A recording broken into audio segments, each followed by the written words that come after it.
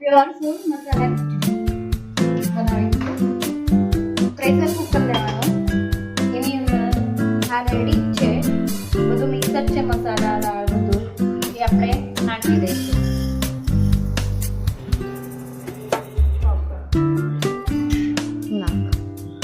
પછી એમાં પાણી રેડી જેટલા રાઈસ તો એક વાટકો એનું તો આ આપણે પાણી રાઈસ બી નાખી દીધા છે ખાલી પ્રેશર કુકરમાં અને પાણી રેડી નાખી દીધું છે.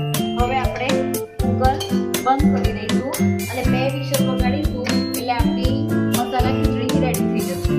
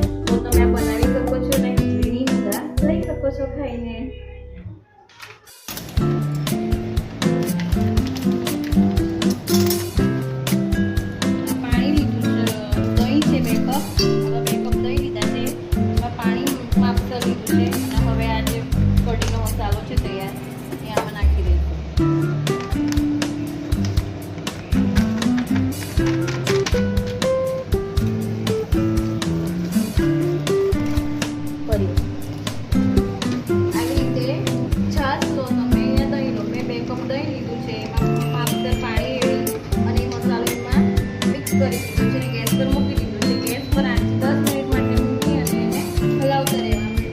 થોડું ઘટ્ટ થાય ત્યાં સુધી એને ઉકળવા દેવાની. તો એ પછી આપણી કઢી રેડી થઈ જશે. તો તૈયાર છે આપણી મસાલા ખીચડી અને આ કઢી પ્યોર ફૂડની. તમે તૈયારીમાં બનાવી પણ શકો છો અને જે એકલા રહેતા હોય